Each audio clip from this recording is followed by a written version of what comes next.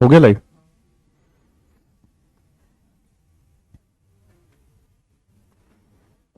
देखिए मेरे प्यारे बच्चों, कल तक हम जिन क्वेश्चंस हो गया ना लाइव, तो आवाज आ रही? ठीक है, आ गया। मेरे प्यारे बच्चों, आप सभी को नमस्कार। क्या हाल है आप सभी के? उम्मीद है आप ठीक ठाक होंगे, मस्त होंगे, बढ़िया होंगे। तो दोस्तों, हर हर महादेव। आज क्या बात है भाई महादेव जी का? Good evening, good evening, good evening. शुभ संध्या गुरु जी। मेरे प्यारे बच्चों, कल हम पढ़ रहे थे कंपैरिजन परसेंटेज में, प्राइस का 20% बढ़ गया, घट गया, ये हो गया, वो हो गया। आज हम जो करने जा रहे हैं वो परसेंटेज के कंपैरिजन पे नहीं, एक्चुअल वैल्यू में अगर प्राइस घटे बढ़े तो कैसे। तो आपके सामने सवाल है, 1-1.5 मिनट के लिए दिमाग लगाइए और करने का प्रयास करिए।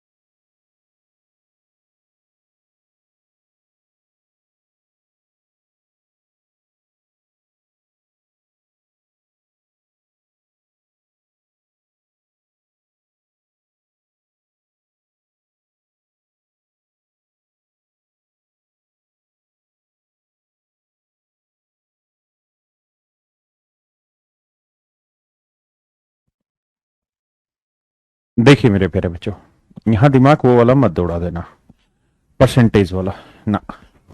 ये परसेंटेज के क्वेश्चन ही नहीं है, ये एक्चुअल है। देखो यार, अगर हम ये कहें ना कि यार चीनी की कीमत 10% बढ़ गई, तो बड़ा आसान है ये बात कहना कि फ्रैक्शन 1/10 है, तो सर 10 से 11 हो गई। इसमें कोई गड़बड़ नहीं। हम ये कह रहे हैं कि एक्चुअल में कीमत 10 यूनिट थी, अब 1 यूनिट बढ़ गई है, तो हो गई है 11 यूनिट। लेकिन अगर मैं कह दूं कि चीनी की कीमत 1 रुपए बढ़ गई, उस सिचुएशन में आप मुझे ये ज्ञान मत दे देना कि सर 10 रुपए थी तो इसका मतलब 11 रुपए होगी ना। ये गलत है कहना। हो सकता है 15 थी तो 16 हो गई हो सकता है 21.5 से 22.5 हो गई हो। क्योंकि अब आप 1 रुपए की बात कर रहे हैं ना कि 1 यूनिट की। यहां आप 1 यूनिट की बात कर रहे थे कि 10% ग्रोथ कर लो, 10 पे 1 यूनिट का ग्रोथ, दोनों बातों में अच्छा खासा अंतर है। तो मेरे बच्चे कह रहे हैं चीनी के दाम में 2 रुपए प्रति किलोग्राम की कमी हो गई। तो मान लेते हैं जी ओल्ड प्राइस,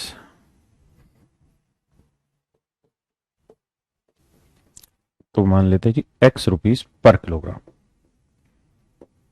पुराना मूल्य x रुपए पर किलोग्राम। न्यू प्राइस क्या हो गया मेरे प्यारे बच्चों? x minus 2 rupees per kilogram. हाँ है ना? कहता है अब इस चीज की कीमत x माइनस 2 रुपए प्रति किलोग्राम हो गई। किसी भाई को कोई दिक्कत नहीं? यानी पहले जो कीमत x रुपए पर किलोग्राम थी, अब वो कीमत x माइनस 2 रुपए पर किलोग्राम हो गई। हाँ है ना? तो कहता है 16 रुपए में पहले से अब 4 किलो ज्यादा चीज खरीद रहा है। तो 16 रुपए में एक्स रुपए के भाव से पहले इतनी चीजें आती थी, अब रेट कम हो गया। रेट कम हो गया भैया, तो ज्यादा चीजें खरीदोगे कि कम? तो आप कहोगे ज्यादा चीजें। तो रेट कम होने से ज्यादा चीजें खरीद रहा है। कितनी ज्यादा खरीद रहा है मेरे बच्चे? 4 किलो अधिक खरीद रहा है। अब एक बार इतनी बात को देखिए और ये सोचिए कि मैंने कहीं गलत तो नहीं पढ़ा दिया आपको।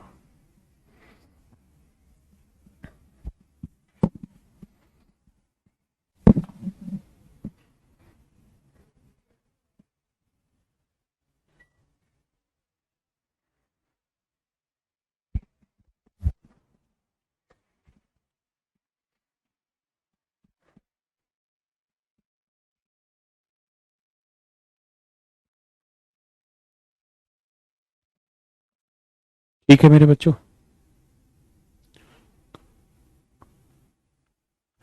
अब जरा ध्यान दीजिए कैसे सोल्व किया जाए। देखो, चार पूरे में से कॉमन आ रहा है, 4 एकम 4, 4 चौक 16, 4 चौक 16। फिर भी 4 कॉमन ले लोगे तो थोड़ा साफ सुथरा काम हो जाएगा, 1/(x - 2)।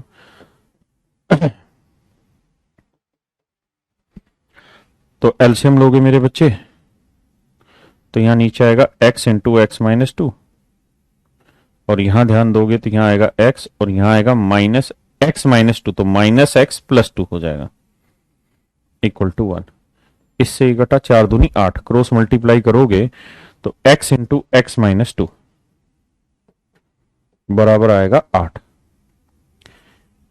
Basic calculation. अब मेरे प्यारे बच्चों, आपको यह सोचना है कि ऐसे दो नंबर बताइए जिनका प्रोडक्ट 8 हो और जिनके बीच का डिफरेंस 2 हो। तो 8 के फैक्टर करो तो 1 × 8 बैठता है, 2 × 4 बैठता है। डिफरेंस किस में 2 आ रहा है? 4 में। तो इसका मतलब पहला प्राइस 4 होगा, 4 में 2 गया तो।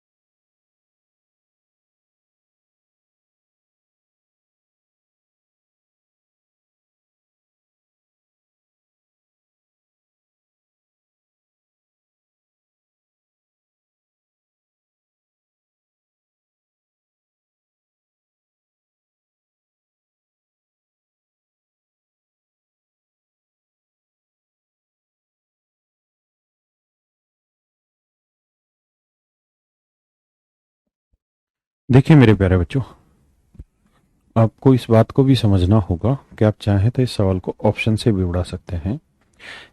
बहुत सारे बच्चे कह रहे हैं वो 100 मान के क्यों नहीं कर रहे? 100 मान के, हर चीज 100 मान के थोड़ी हो जाएगी भाई। एक्चुअल वैल्यू है गधों। हर हर शंभू।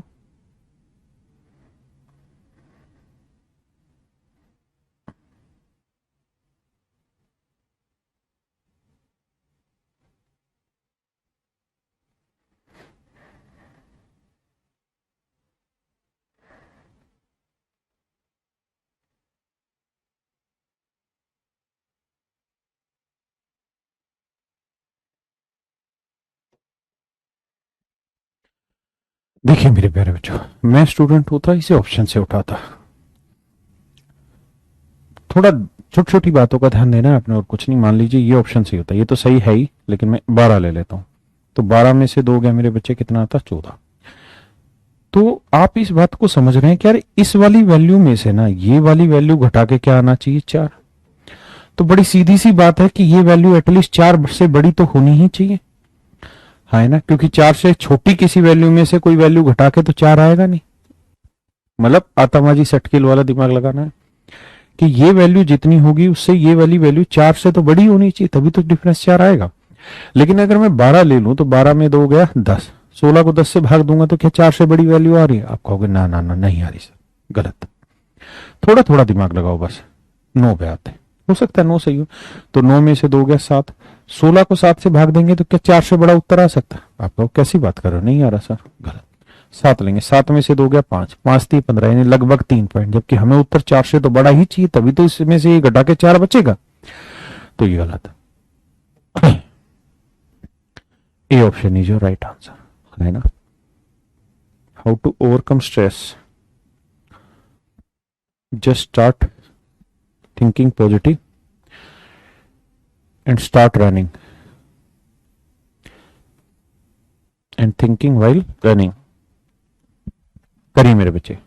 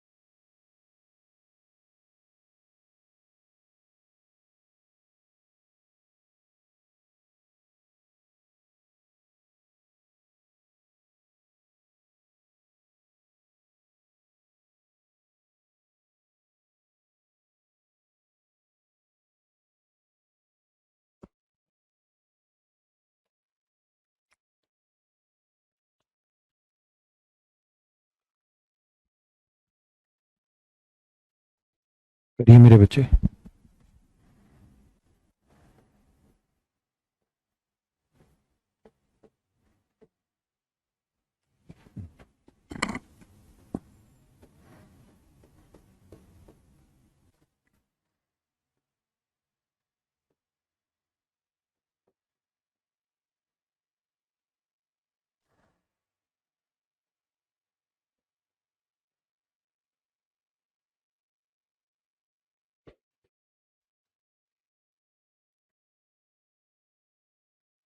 मेरे प्यारे बच्चों ध्यान देना। कहता है अंडे के दामों में 50 पैसे प्रति दर्जन की कमी होने के कारण एक व्यक्ति 66 रुपए में एक दर्जन अंडे अधिक खरीदता। भाई 66 रुपए में पहले x रुपए के भाव से इतने खरीद रहा था, अब 66 रुपए में x माइनस 0.5 के भाव से इतने खरीदे। रेट कम होना, चीजें ज्यादा खरीदना, तो कहता है अब ज्यादा खरीद रहा है इससे।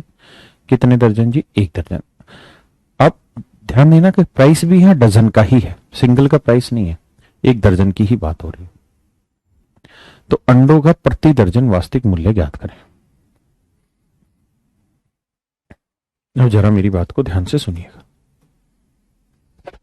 हाँ है ना दोस्तों। कहानी यह है कि हमें इस सवाल का उत्तर देना है। दो तरीके, या तो आप क्वाड्रेटिक इक्वेशन मतलब इक्वेशन बना लो जैसे लास्ट क्वेश्चन में बनाई और सोल्व कर लो, या फिर मेरे बच्चे थोड़ा सा दिमाग दौड़ा के आप इसे किस में ले जाओ? ऑप्शन से। अच्छा एक चीज बताना, अगर दो चीजों का डिफरेंस, देखिए बहुत छोटी छोटी इंफॉर्मेशन जोड़ोगे तो जाके एग्जाम तक एक बहुत बड़ा ग्रुप बन जाएगा या सोर्स बन जाएगा इंफॉर्मेशन का। अगर मैं मान लीजिए इनका डिफरेंस, दो चीजों का डिफरेंस इंटीजर में चाहता हूं, इंटीजर समझते हो? हिंदी में इंटीजर को मेरे प्यारे बच्चों कहते हैं पूर्णांक। पूर्णांक का मतलब पूर्ण है अंक जिसका, पूर्णांक। जैसे 1 2 3 4, ये सारे इंटीजर। तो अगर दो चीजों का डिफरेंस इंटीग्रल चाहते हो तो दो ही सिचुएशन में आ सकता है। क्या? या तो दोनों खुद इंटीजर हो, जैसे मान लीजिए मैंने लिखा 12, मैंने लिखा 7, तो 12 और 7 का डिफरेंस कितना है? 5, इंटीजर में आ गया।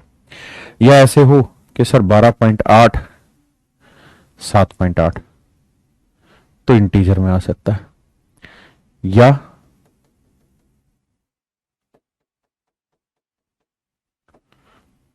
ऐसे हो 3.5777, यहां पे 2.577, तो आंसर इंटीजर में आ सकता है। यानी जरूरी यह है कि जितना डेसिमल के बाद यहां वैल्यू हो वही डेसिमल के बाद यहां वैल्यू होगी, तभी तो इंटीजर में आंसर आएगा। क्योंकि जब आप भाग देंगे ना, भाग देंगे 2.577, मेरे प्यारे बच्चों, जब हम इसे भाग देंगे तो भाग देते वक्त होगा क्या कि ये वैल्यू कैंसिल हो जाएगी। 3 में से 2 गया 1। अरे हाँ है ना मेरे प्यारे बच्चों, 3 में से 2 गया मेरे बच्चों 1। भाई यही तो होगी कहानी, कुछ और होगी नहीं। तो हमेशा ध्यान रखना, अगर दो चीजों का डिफरेंस इंटीजर है, या तो ये तभी आ सकता है जब दोनों जगह डेसिमल सेम आना हो, या फिर यहां पे भी इंटीजर में वैल्यू और यहां पे भी इंटीजर में, तो ही तो डिफरेंस इंटीजर आएगा मेरे दोस्तों। हाँ जी, अब जी, अब मैं ऑप्शन उठाता हूं, 4 लेता हूं। अगर आप 4 लोगे तो 66 को इससे 4.4 में 0.5 गया, ये आया 66/3.5, और यहां 66/4। हाँ है ना। अब मेरे प्यारे बच्चों ये बताओ कि यहां जो डेसिमल में एक्सपेंशन आएगा और यहां जो डेसिमल में एक्सपेंशन आएगा वो सेम आएगा या अलग अलग आएगा? सेम आएगा या अलग अलग आएगा? तो एक बात ध्यान रखना, मैंने अभी बताया नहीं है, जब आप नंबर सिस्टम पढ़ोगे वहां मैं ये चीजें समझाऊंगा कि जब भी किसी फ्रैक्शन में न्यूमरेटर के अपोन में डिनोमिनेटर में 2 हो या 2 की कुछ पावर हो, या किसी न्यूमरेटर के अपोन में 5 या 5 की कुछ पावर हो, उसी सिचुएशन में टर्मिनेटिंग डेसिमल बनता है। टर्मिनेटिंग डेसिमल बनता है, जिसे हम कहते हैं मेरे प्यारे बच्चों शांत दशमलव, जिसे हम कहते हैं शांत दशमलव। शांत दशमलव यानी ऐसा दशमलव जो शांत है, जैसे 5.8, 3.64, 0.58637, ये सारे टर्मिनेटिंग डेसिमल, शांत दशमलव। क्यों? क्योंकि यहां अगर गौर से देखोगे तो डेसिमल के कुछ ना कुछ पॉइंटों के बाद वो चीज रुक गई। हाँ है ना। अगर 2 या 5 नहीं है, इसके अलावा न्यूमरेटर के में इन दोनों के अलावा कुछ भी है, इसके अलावा कुछ भी है, तो मेरे बच्चे आंसर हमेशा ही अलावा समझते हो ना, मतलब इनको छोड़ दे बाकी कुछ और आ गया, 3 की पावर आ गया, 5 ना 7 आ गया, कुछ भी आ गया, तो ये ध्यान रखना नॉन टर्मिनेटिंग डेसिमल बनाएगा। क्या बनाएगा मेरे बच्चे? नॉन टर्मिनेटिंग डेसिमल बनाएगा।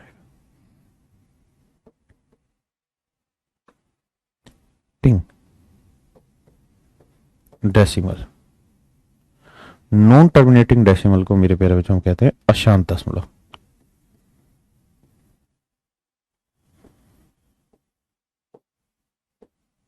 इसे मेरे बच्चों हम कहते हैं अशांत दशमलव। हाँ है ना।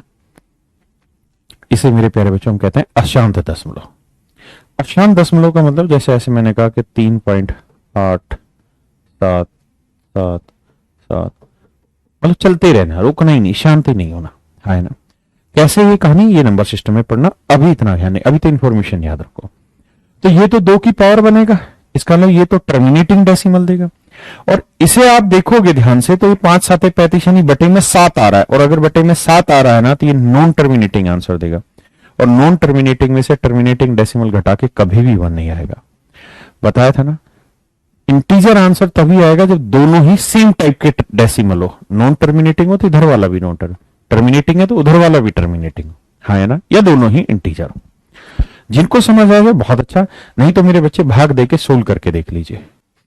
भाई पॉइंट हटाएंगे ऊपर 10, 5 7 35, 5 2 10, तो यह 132/7, और यहां देखोगे तो यह 33/2, आप एलसीएम लेके देखिए क्या एक उत्तर आ रहा है, तो आपका जवाब होगा नहीं आ रहा। जिनको समझ आ गया वो वाली कहानी बहुत अच्छा, नहीं आई वो ऐसे कर लें।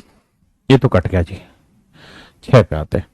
6 में से 0.5 गया तो आप कहेंगे 66 बटे 0.5 गया 5.5, और यहाँ 66/6। देखते हैं क्या बच रहा है। पॉइंट हटाएंगे मेरे बच्चे तो ऊपर 10 जाएगा, कट रहा है। 11×5 = 55 और 11×6 = 66। 5×2 = 10, 6×2 = 12 आ गया, और 6 से काटोगे 11, तो 12 में से 11 गया 1। इसका मतलब मेरे बच्चों बी ऑप्शन आपका एब्सोल्यूट करेक्ट है। राजेश भाई जी बिल्कुल सही कह रहे हो, आप जैसे उल्लू के पट्टों के लिए यही पढ़ा रहे हो, है ना? क्या मेरी बात समझ पाए मेरे बच्चे? हर किसी को लगता है कि हर सवाल हलवा करा दो। हर किसी को ये महसूस होता है कि भाई अगर तुम ये डिटेल ही बता रहे हो फिर कोचिंग का क्या फायदा? अरे मेरे भाई हर चीज थोड़ी आसान हो जाएगी। हर चीज कोई शॉर्टकट में 1 सेकंड में थोड़ी बता सकता कोई आदमी। यार आप कैसी बात कर रहे हो? आप कोई छोटे बच्चे थोड़ी है कि आपको लॉलीपॉप खिला रहा हूं मैं। यार आप समझदार हैं यार, थोड़ा तो आप में पेशेंस होना चाहिए। अगर कोई सवाल अच्छा होगा तो आपको टाइम देना पड़ेगा उसमें। एक उल्लू का पट्टा कह रहा है 0.5 कहां से लाया? रहा है हरामखोर। 50 पैसे प्रति दर्जन की कमी होगी, 50 पैसे के रुपए बनाएगा तो 50/100 नहीं लिखेगा, तो ये कितना बन गया? 0.5 रुपए तो बना। नहीं मानता मन तो 1/2 लिख ले भाई, यहां कौन मना कर रहा?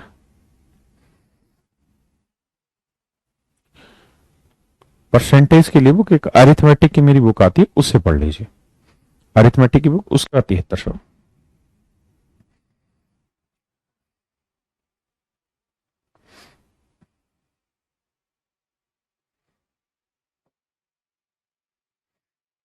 कल मेरे बच्चों में वेन डायग्राम सिखाऊंगा आपको,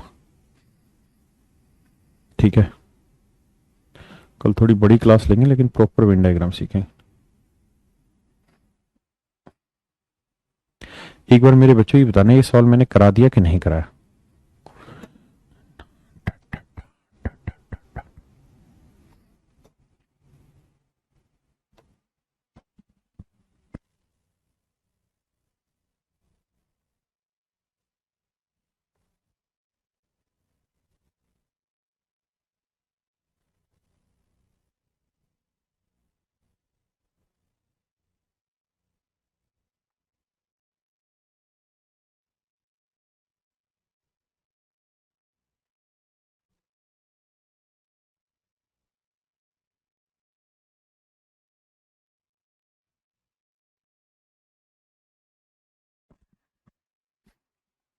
नहीं कराया तो करो भाई।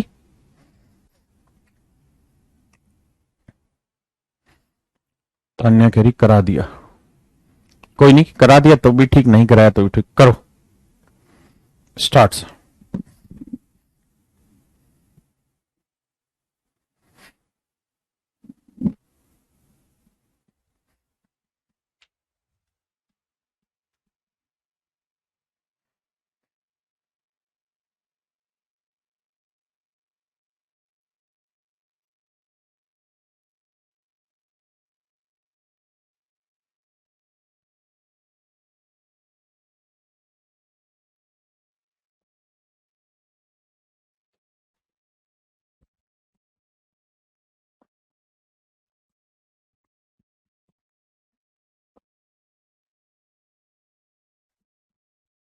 देखो मेरे प्यारे बच्चों, कोई भी चीज होगी ना वो अपने आप में 100% होती है। कोई भी चीज अपने आप में 100% होती है। अगर मान लीजिए मैं ये कहूं कि मैं अपनी उम्र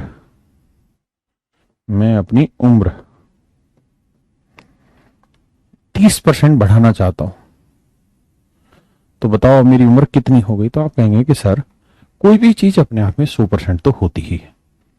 तो अगर आप उसमें 30% इंक्रीज कर रहे हैं तो इसका का मतलब वो अब अपने आप की 130% हो जाएगी, है ना? मैं आपको कहूं कि भाई मैं अपनी उम्र को 10% घटाना चाहता हूं, तो आप कहेंगे सर कोई भी चीज अपने आप में 100% तो है, आप 10% घटाना चाह रहे हैं तो अब इसका मतलब वो अपने आप की 90% हो गई, हाँ है ना? मैं कहूं यार मैं अपनी इनकम में 500% का इंक्रीज करना चाहता हूं। I just want to increase my income to 500%। मैं अपनी आय को 500% बढ़ाना चाहता हूं। तो बताइए क्या करें। तो आप कहेंगे कोई भी चीज अपने आप में 100% तो होती है, 500% बढ़ा रहे मतलब अब वो चीज अपने आप की 600% हो। भाई कोई भी चीज अपने आप में 100% तो है ही ना। अगर अपन ने 500% बढ़ा दी तो 100 में 500 बढ़ा दी तो वो कितनी हो गई, 600 हो गई। सिंपल सी बात। अब सवाल पे आइए। तो सवाल में कह रहा है कि कोई फ्रैक्शन है, let's say numerator upon denominator fraction है। कहता है उसके अंश को 200% बढ़ा दिया, ये अंश होता है। इसको 200% बढ़ा दिया तो ये अपने आप में 200% बढ़ा दिया, मतलब 100% तो था ही, 200% आपने बढ़ा दिया तो कितना हो गया, 300%। और इसका हर में 350% का इंक्रीज कर दिया। 350% मतलब 100% तो है ही, 350% बढ़ा दिया तो मतलब कितना हो गया, 450%। और कहता रिजल्ट हो गया है कितना, ओहो हो, इनकम्प्लीट क्वेश्चन। साला सब टाइम पास कर देते हैं टाइपिस्ट। एक सेकंड रुकना बेटा, एक सेकंड, मेरे से रुक, सिर्फ एक सेकंड रुकना। भाई टाइपिस्ट के दिमाग में ना कुछ नहीं पता, उसको कब क्या ठीक लगता है और कब क्या गलत है। जो उसका दिल करता है वो टाइप कर देता है। एक सेकंड रुकना यार, सवाल इनकम्प्लीट है। With in a second I am going to tell you.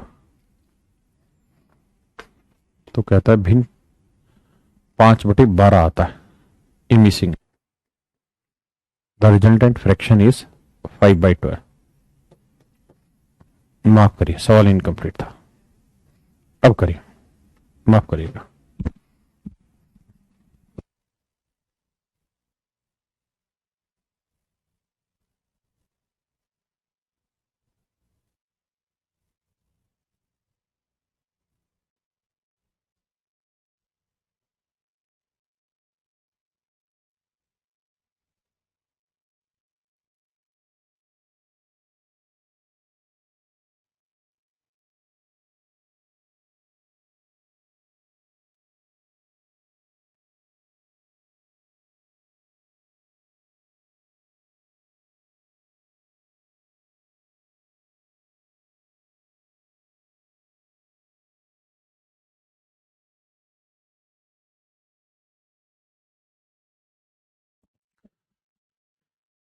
ये 5/12 मुझे लगता है मैंने करा दिए थे, पर कोई नहीं। अब कुछ ढक्कन है जो पढ़ते नहीं है। 15 दूनी 30, 15 × 3 = 45, 3 × 4 = 12, 4 दूनी 8। तो न्यूमरेटर अपॉन डिनोमिनेटर आएगा भाई 5/8। माफ करिएगा। दिस इज योर आंसर, है ना। This is your answer.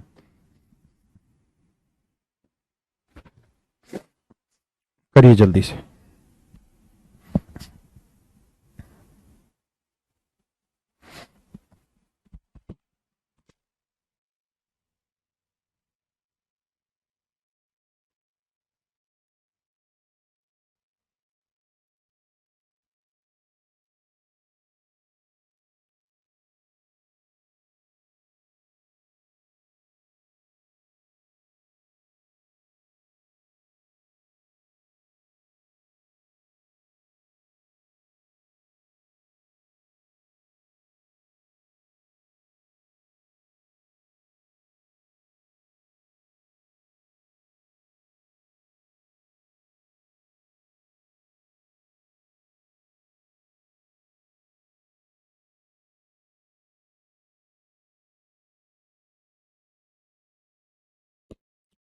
मान लीजिए न्यूमरेटर n है तो डिनोमिनेटर मेरे बच्चे d हो गया। अब कहता है न्यूमरेटर 200% बढ़ गया तो कितना हो गया, 300%। और डिनोमिनेटर 400% बढ़ गया तो कितना हो गया, 500%। फ्रैक्शन हो गई कितनी, तेरी तो साला टाइप, सॉरी मेरे भाई, ये टाइपिस्ट हरामी हो गए, काम ही नहीं करते। एक सही 1/, तो परिणामी भिन्न 1 सही 1/20 हो जाएगी।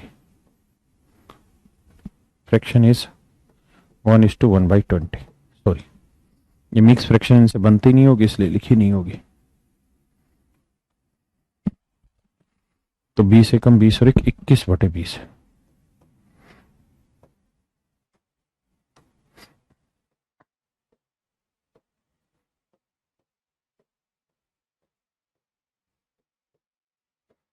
तो न्यूमरेटर अपॉन डिनोमिनेटर मेरे प्यारे बच्चों क्या होगा, 7/4।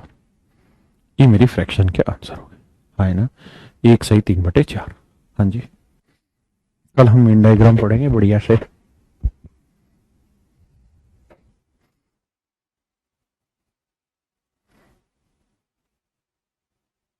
ये सब कल करेंगे वेन डायग्राम।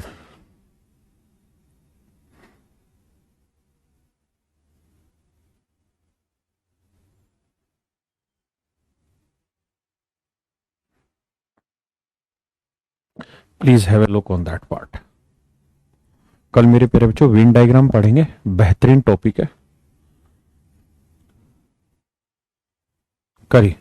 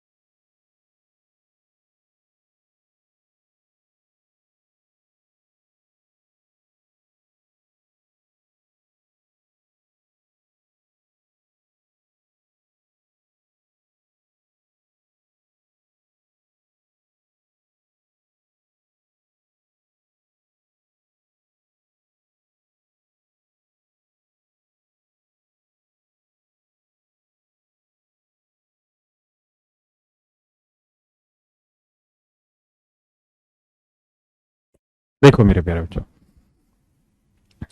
कहता है यदि आयकर में 19% की वृद्धि होती है तो शुद्ध आय में 6% की कमी होती है। मेरे बच्चों एक बात बताओ, ये है इनकम, ये है टैक्स, और ये है मेरे प्यारे बच्चों नेट इनकम। नेट इनकम को मेरे प्यारे बच्चों हम कहते हैं शुद्ध आय। शुद्ध आय,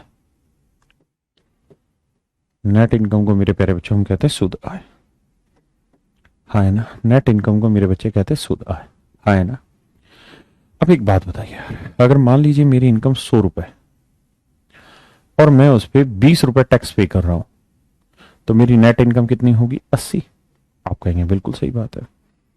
अब मेरे प्यारे बच्चों मैं आपको कहूं कि यार मेरी इनकम तो फिक्स है, 100 रुपए थी 100 ही है, मैं इनकम में कोई छिड़खानी नहीं चाह रहा हूं, लेकिन मेरा टैक्स 20 की जगह 25 रुपए कटने लग गया, तो बताइए नेट इनकम कितनी होगी, नेट इनकम कितनी होगी। तो आप कहेंगे 100 में से 25 टैक्स कट गया तो नेट इनकम 75 हो गई। तो मेरे बच्चों आपने एक चीज यहां गौर की होगी, यहां टैक्स कितना बढ़ा, 5, तो नेट इनकम कितनी घट गई, 5, क्योंकि इनकम तो उतनी ही है, उसी इनकम में से आपको टैक्स भी देना है और बची हुई आपकी नेट इनकम। अगर आप टैक्स बढ़ाओगे तो नेट इनकम घट जाएगी, और अगर आपने टैक्स घटा दिया तो नेट इनकम बढ़ जाएगी। जैसे मान लीजिए इस बार आप इनकम 100 ही है और टैक्स 20 रुपए ना करके आपने 10 रुपए कटवा लिया या 12 रुपए कटवा दिया, हाँ है ना। तो 100 में से 12 टैक्स कटवा दिया तो नेट इनकम कितनी बची, 88। तो अगर आप ध्यान दे रहे हो तो टैक्स 8 रुपए घट गया, लेकिन नेट इनकम तो 8 रुपए बढ़ गई ना, क्योंकि इनकम तो उतनी ही है। अगर इनकम उतनी है तो टैक्स में 5 रुपए बढ़ाओगे तो नेट इनकम 5 घट जाएगी, और टैक्स में 5 घटाओगे तो नेट इनकम 5 बढ़ जाएगी, क्योंकि खर्चा तो वही 100 रुपए ही है ना। आप ऐसे सोचो 100 रुपए, 100 रुपए में से आपने 60 रुपए टी पे खर्च करने हैं, तो कॉफी पे कितने खर्च करोगे, 40 पे। अब मैं कह रहा हूं कि टी पे 60 की जगह आप 70 खर्च करने लग गए, तो नेचुरल है चाय पे पैसा तो 100 ही है, तो 100 में से 70 यहां कर दिया तो यहां कितना करोगे, 30। बड़ी बेसिक सी बात है, यानी amount of change,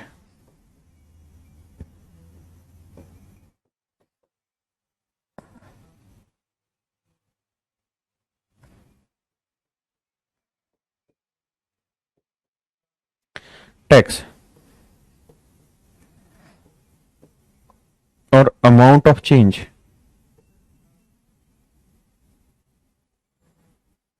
in net income,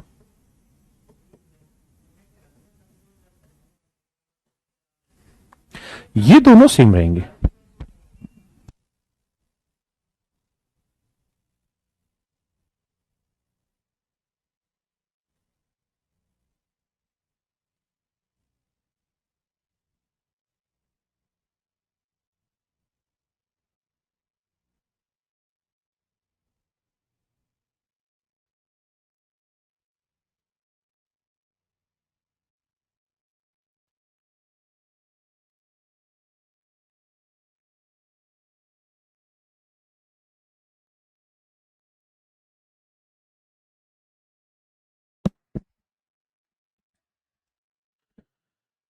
इसका मतलब है कि आयकर में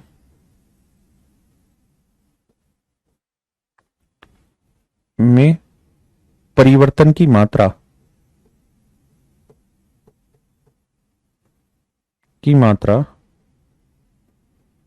वही होगी जो शुद्ध आय में परिवर्तन की मात्रा होगी। शुद्ध आय में परिवर्तन की मात्रा हो,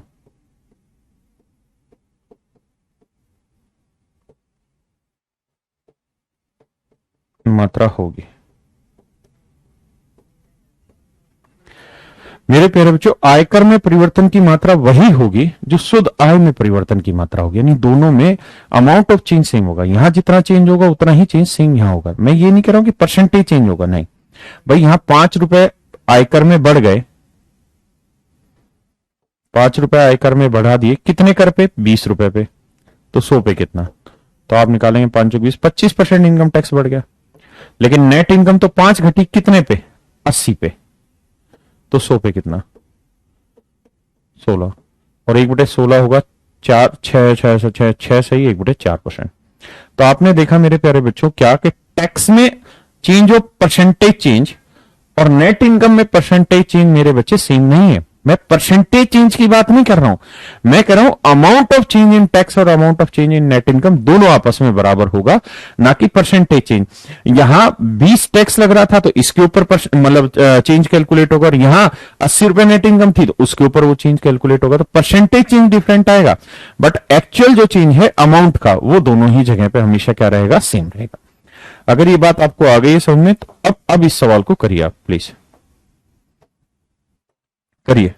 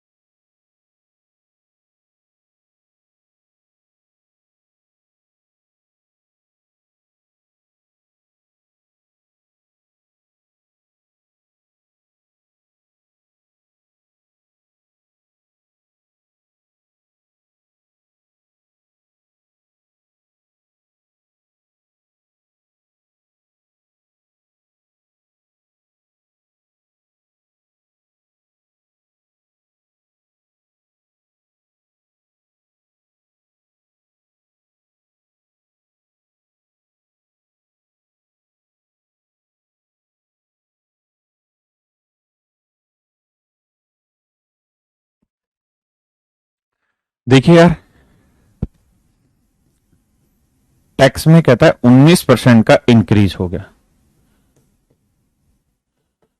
तो नेट इनकम में 6% की कमी हो गई। नेट इनकम को एनआई से डिनोट कर देता हूं, तो नेट इनकम में 6% की कमी होगी। और मेरे प्यारे बच्चों, मैंने अभी आपको एक बात बताई कि जितना amount of change net income में होगा उतना ही अमाउंट ऑफ चेंज टैक्स में होगा, हाँ है ना। यानी जितनी परिवर्तन की मात्रा आयकर में होगी उतनी ही परिवर्तन की मात्रा शुद्ध आय में होगी। तो 100 से 100 काट लो, तो टैक्स बटे नेट इनकम, तो टैक्स 6 है तो नेट इनकम 19, यानी टैक्स 6 यूनिट लगा तो नेट इनकम कितनी है 19। तो मेरे प्यारे बच्चों, इनकम हमें बतानी है कितनी होगी, हमें यह बात पता है कि टैक्स कितना है और नेट इनकम कितनी है। तो मेरे बच्चों, नेट इनकम 19 है तो टैक्स कितना लग रहा है 6, तो इनकम कितनी रही होगी। तो हम ये तो जानते हैं कि इनकम में से ही तो टैक्स दे के नेट इनकम आती है।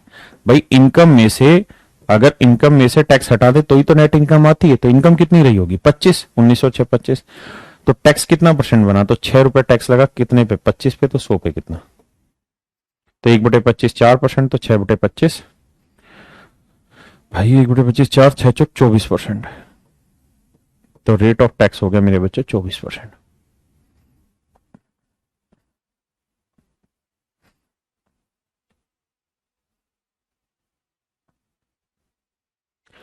तो रेट ऑफ टैक्स आ गई मेरे बच्चे 24%। Please have a look on that part, करिए।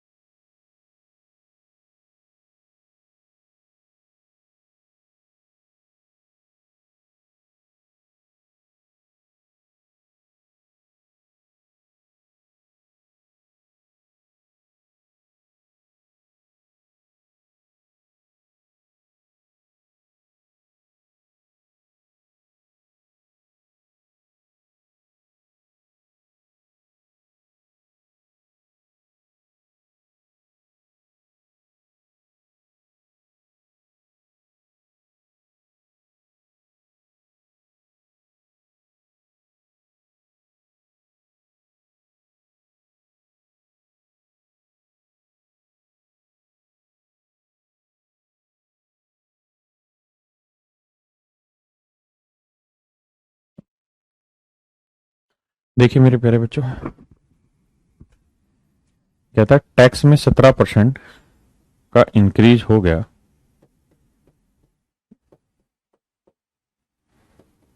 और नेट इनकम में 3% की कमी हो गई। रेशियो निकालेंगे तो मेरे प्यारे बच्चों, टैक्स बटे नेट इनकम 3/17। इसका मतलब ये हुआ कि अगर उसकी income minus tax equals to होती नेट इनकम, मेरे बच्चों नेट इनकम कह रहा है कि 17 है, टैक्स 3 लगा है, तो इनकम कितनी रही होगी 20। तो 3 रुपए टैक्स लगा है 20 पे, तो 100 पे कितना,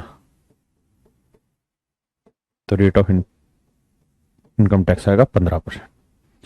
मेरे प्यारे बच्चों, रेट ऑफ टैक्स आएगा 15%, है ना। समझ गए बातों को। भाई इसको क्या दिक्कत हो गया।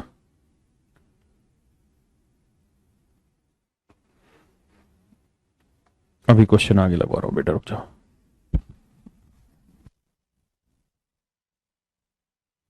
परसेंटेज के क्वेश्चन आगे नहीं लगाए। हैं? आगे और भी तो थे question.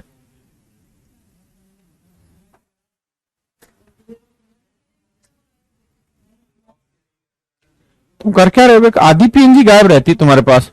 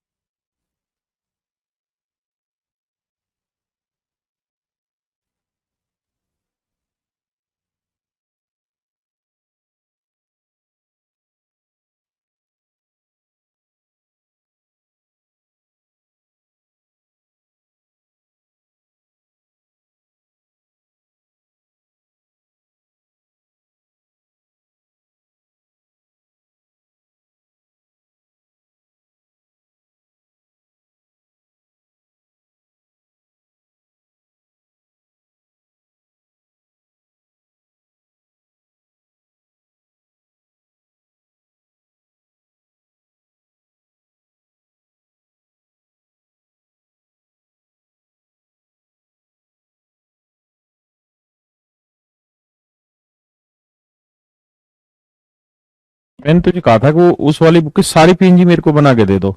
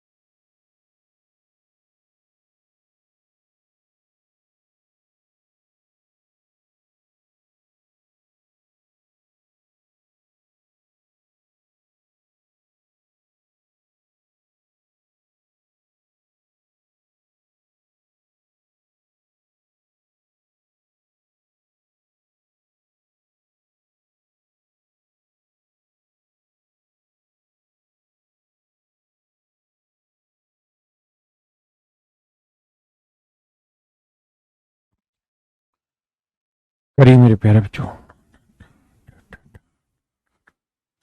One of the finest question you have. एक बार आप ट्राई करिए, फिर मैं कराता हूं।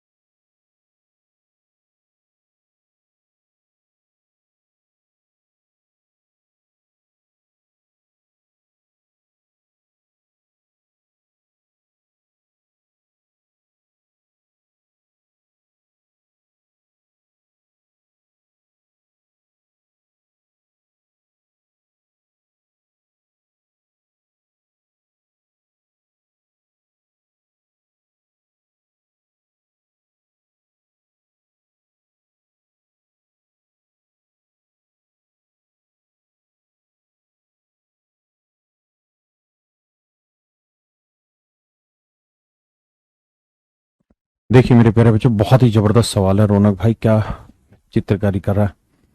परसेंटेज बस इसी वीक खत्म हो जाएगा, नेक्स्ट वीक आपका प्रॉफिट एंड लॉस स्टार्ट करेंगे, टेंशन ही ना लो। वैसे ऑलमोस्ट खत्म हो चुका है, सिर्फ वेन डायग्राम एक टाइप है। और यूं क्वेश्चंस की प्रैक्टिस तो हम जीवन भर कराते रहे, खत्म थोड़ी होने, लेकिन कराएंगे अभी आपके लिए सवाल और।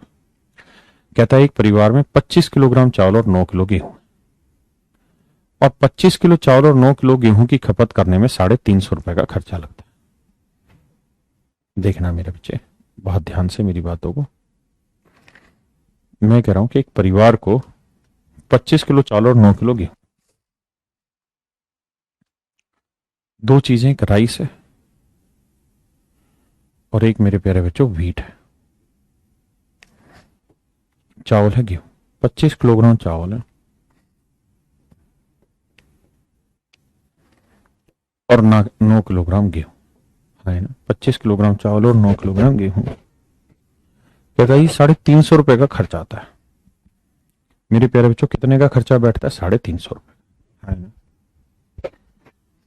चावल का मूल्य गेहूं के मूल्य का 20% है। कहता है चावल का मूल्य गेहूं के मूल्य का 20% है। 20% की फ्रैक्शन क्या हो गई जी? 1/5।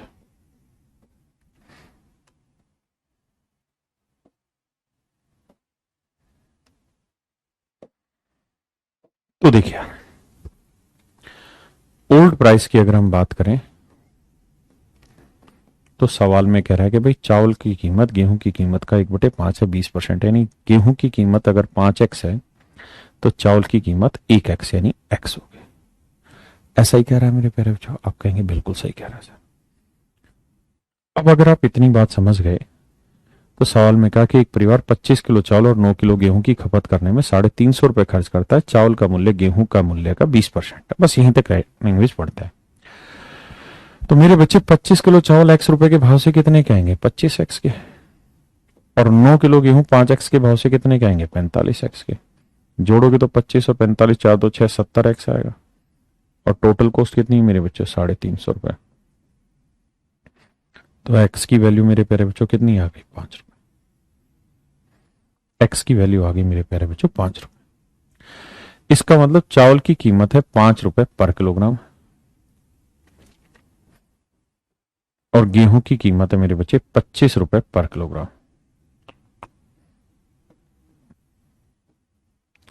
गेहूं की कीमत है 25 रुपए पर किलोग्राम, है ना। चावल की कीमत है 5 रुपए पर किलोग्राम, तो गेहूं की कीमत है 25 रुपए पर किलोग्राम। किसी भाई को कोई दिक्कत है यहां तक? नहीं।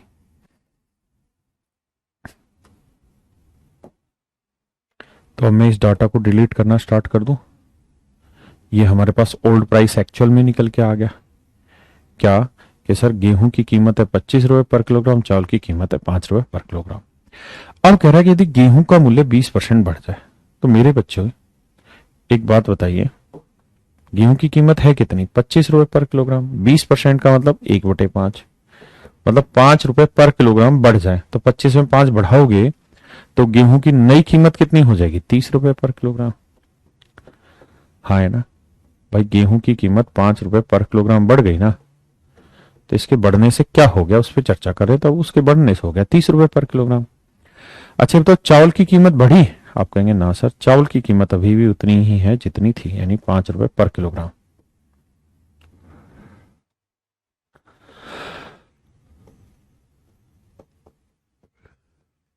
तो न्यू प्राइस है 5 रुपए पर किलोग्राम और 30 रुपए पर किलोग्राम, हाँ है ना।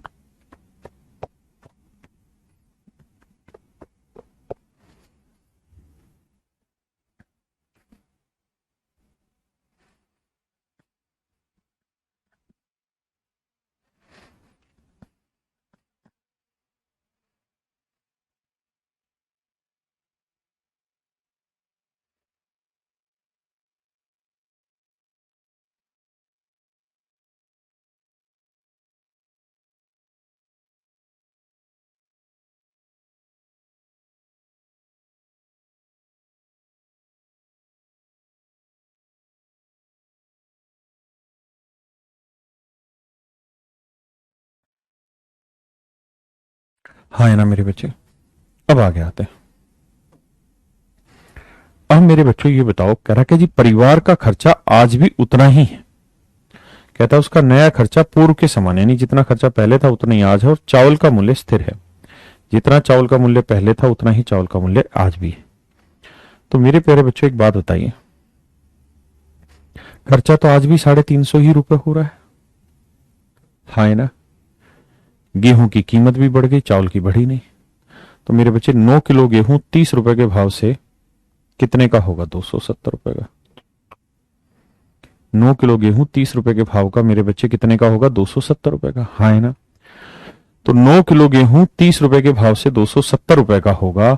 हमें खर्च करना है 350, तो 350 में से 270 उड़ा दोगे तो बचा कितना? 80 रुपए। तो 80 रुपए खर्च करेंगे मेरे प्यारे बच्चों हम किस पे? चावल पे, है ना। चावल पे खर्च करेंगे 80 रुपए, और चावल का रेट कितना है जी? 5 रुपए पर किलोग्राम। तो 5 रुपए के भाव से 80 रुपए में कितना किलो चावल आएगा? 16 किलो। पहले कितना किलो चावल ले रहे थे? 25 किलो, अब ले रहे हो 16 किलो। तो 25 किलो से 16 किलो कितने किलो कम खरीद रहे हैं? 9 किलो। और यही सवाल पूछ रहा है कि चावल की खपत कितनी घटी? तो 9 किलो घट गई किस पे? 25 पे। तो 100 पे कितनी? तो उत्तर आया 36%। हाँ है ना। अभी हुआ नहीं, क्योंकि ठीक से समझेंगे इसको। कल करा देंगे वेन डायग्राम। एक ढक्कन कह रहा वेन डायग्राम आज कराओ। क्यों कराया भाई तेरे हिसाब से? प्रैक्टिस कर लो आप बेशक किसी भी किताब से, मैं प्रैक्टिस की मना नहीं कर रहा हूं, केवल वेन डायग्राम के क्वेश्चन है जो नहीं होंगे, है? रही बात दूसरी, वेन डायग्राम कल करा देंगे और मोस्ट प्रोबेबली कल खत्म कर लेंगे, चाहे बेशक कल 1.5 घंटे क्लास रखनी पड़े।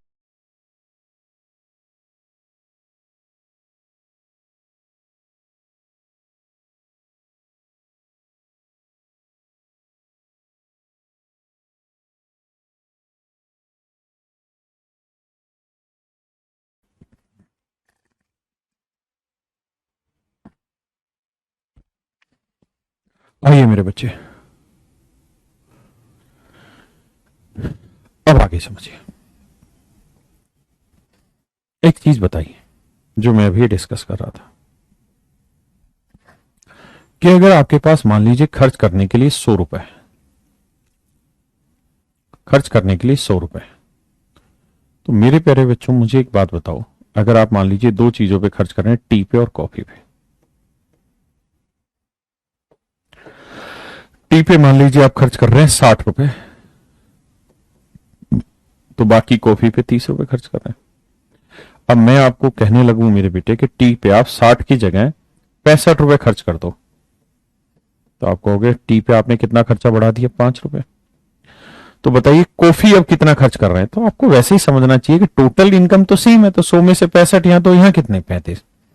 यानी हमें डायरेक्ट ही समझना चाहिए था कि सर अगर हमने चाय पे 5 रुपए बढ़ा दिया तो इसका इनडायरेक्ट मतलब यह है कि कॉफी पे 5 घटाना पड़ेगा, और अगर चाय पे 5 रुपए घटा देते तो कॉफी पे 5 बढ़ाना पड़ता।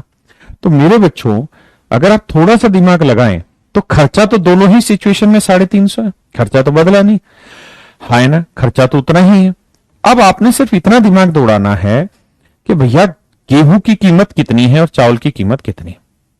हमें यह पता है कि गेहूं पे हर किलो गेहूं पे अब हमें 5 रुपए पर किलोग्राम फालतू देना होगा, यानी हर किलो गेहूं पे अब हमें 5 रुपए देना होगा एक्स्ट्रा। हर किलो गेहूं पे मेरे प्यारे बच्चों हमें 5 रुपए फालतू देना होगा। अगर हर किलो गेहूं पे हमें 5 रुपए फालतू देना होगा तो 9 किलो गेहूं पे कितना दोगे? तो 9 5 45 रुपए फालतू देंगे। यानी अगर हर किलो पे 5 रुपए फालतू खर्च कर रहे हैं मेरे बच्चों, हर किलोग्राम पे 5 रुपए फालतू खर्च कर रहे हैं, तो 9 किलो पे कितना खर्च करोगे? 45 रुपए, है ना। इसका मतलब गेहूं पे आप 45 रुपए फालतू खर्च कर रहे हैं। टोटल खर्चा तो आपके पास सेम है ना, तो अगर यहां 45 रुपए खर्च फालतू कर रहे हो तो इसका मतलब चावल पे 45 की कमी करनी होगी, है ना। और चावल का रेट कितना है? 5, तो 5 रुपए के हिसाब से 45 की कमी करोगे तो कितना किलो कम चीज लोगे? 9 किलो कम लोगे, यानी 9 किलो कम चावल लोगे किस पे? 25 पे। तो 100 पे कितना? तो आंसर आया 36%। लेकिन मेरे प्यारे बच्चों एक बात बताओ, आपको याद होगा जब मैं परसेंटेज पढ़ा रहा था तो मैंने आपको दो चीजें बताई थी कि मेरे बच्चों आप सवाल के आखिरी में ये देखा करो कि आपसे कंपैरेटिव वैल्यू पूछी है, रियल वैल्यू पूछी। अगर कंपैरेटिव पूछी है तो फिर हिलिए डुलिए मत, फिर आपको रियल लेने की जरूरत नहीं है, फिर आपको 350 की जरूरत नहीं है, बिना 350 के भी आप उत्तर निकाल सकते हैं। हाँ है ना। और अगर आपको रियल पूछा होता तो जरूरत थी। रियल और कंपेरेटिव कौन सी? कंपेरेटिव बताया था मैंने आपको, कंपैरिजन का मतलब परसेंटेज पूछा हो सवाल में, रेशियो पूछा हो, या फिर फ्रैक्शन। परसेंटेज, रेशियो, फ्रैक्शन, तीनों में से कुछ भी पूछा मतलब कंपैरिजन है। तो आपको ये सवाल करने की ही जरूरत नहीं है ऐसे। तो कैसे करें? तो अगर मैं स्टूडेंट होता तो मैं इस सवाल को ऐसे करता कि भाई 25 किलो चावल है, 9 किलो गेहूं। अगर प्राइस की बात करें तो बड़ा सीधा सा है कि भैया चावल की कीमत गेहूं की कीमत का 20%, 20% 1/5, यानी गेहूं की कीमत 5 यूनिट है तो चावल की कीमत 1 यूनिट होगी। कोई दिक्कत नहीं जी, कोई दिक्कत, मिटा दें, मिटा दिया। और कुल मिला के खर्चा हो रहा था। अब कह रहा है कि अगर गेहूं की कीमत 20% बढ़ जाए तो भाई 5 का 20% कितना हुआ? 1। तो इसका मतलब गेहूं की कीमत 1 यूनिट पर किलोग्राम बढ़ गई। हम इसको देसी भाषा में ऐसे कह सकते हैं कि सर हर किलोग्राम पे अब हमें 1 यूनिट फालतू खर्च करना पड़ेगा। यानी 1 किलो गेहूं खरीदना है तो 1 यूनिट फालतू देना पड़ेगा मुझे। तो मेरे बच्चे 9 किलो गेहूं मैं खरीद रहा हूं तो हर किलो पे 1 यूनिट फालतू दे रहा हूं, तो 9 किलो पे कितना फालतू दूंगा? 9 यूनिट। मेरे बच्चों हाँ है ना। यानी हर किलो गेहूं पे अगर 1 यूनिट फालतू दे रहा हूं मेरे प्यारे बच्चों, तो 9 किलोग्राम पे 9 यूनिट फालतू गेहूं दूंगा। और अगर मैं 9 किलो गेहूं फालतू दूंगा, मतलब 9 यूनिट ज्यादा खर्च करूंगा गेहूं पे, तो टोटल खर्चा तो सेम है ना, टोटल खर्चा तो सेम है। तो अगर यहां 9 यूनिट फालतू खर्च कर रहा हूं तो इसका मतलब चावल पे 9 यूनिट कम खर्च करूंगा। आप कहेंगे बिल्कुल ठीक बात है सर। और चावल का रेट अभी भी उतना ही है क्योंकि उसने लिखा था चावल का मूल्य स्थिर है, price of rice is constant. चावल की कीमत उतनी ही जितनी थी शुरुआत में, तो ये तो कांस्टेंट है। यानी चावल की कीमत अभी भी 1 यूनिट पर किलोग्राम होगी। तो 9 को 1 से भाग देंगे तो इसका मतलब 9 किलो चावल अब हम कम खरीदेंगे। भाई 1 यूनिट में 1 किलो, तो 9 यूनिट में कितना किलो कम खरीदोगे? 9 किलो। तो 9 किलो कम खरीदोगे 25 पे, तो 100 पे कितना आंसर आएगा मेरे बच्चों? 36%। That is all your answer. Question नहीं बन रहा है, क्या करें अनुराग भाई? परेशान ना हो, धीरे धीरे बनेगा। इतना बिग क्वेश्चन, ढक्कन हुई बिग है, मुश्किल से 2 सेकंड का क्वेश्चन है अनिल। पढ़ना और उसके बाद 2 सेकंड लगने क्वेश्चन को करेक्ट करने में। भाई पहली बार जब आप कोई चीज करेंगे तब तो नेचुरल है, बड़ा लगेगा, लेकिन जब आप इस पे थोड़ा सा वक्त दे देंगे तो दिक्कत नहीं है आपको। तो मेरे प्यारे बच्चों, आज मैं इतना ही रखता हूं, लेकिन अब आपको पढ़ने का तरीका बता रहा हूं, घर पे कैसे करें। परसेंटेज दबा के प्रैक्टिस करनी स्टार्ट करो। पढ़ने का तरीका यह है कि जब भी आप किसी क्वेश्चन को कर रहे हैं ना, जैसे मान लीजिए क्वेश्चन नंबर 1, 2, 3, 4, 5 ऐसे चल रहा, 1 आपने किया हो गया, 2 किया हो गया, 3 किया हो गया, चौथे में आप फंस गए। चौथे में आप फंस गए। अब फंसते ही इसका मतलब ये नहीं कि आप तुरंत इसके सॉल्यूशन पे चले जाए, गलत हरकत है, सॉल्यूशन पे नहीं जाना। चौथे क्वेश्चन में फंस गए ना आप, बढ़िया बात है, यही तो ढूंढ रहे हो आप। जो क्वेश्चन आपसे निकल जा रहा है वो थोड़ी ढूंढना है, जो नहीं निकल रहा वो ढूंढना है। तो क्या करें? तो सर करिए ये कि चौथे क्वेश्चन को डिटेल से बनाइए, एक्स मान के बनाइए।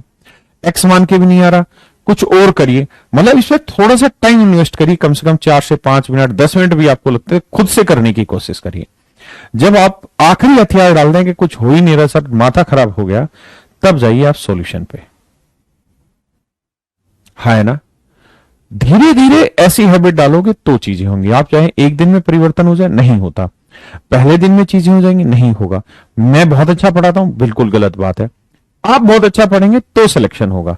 तो इसके लिए जरूरी है कि हर सवाल पे थोड़ा समय दें। जो जल्दी निकल जाए बेकार है, जो टाइम ले रहा है उसको पकड़ो।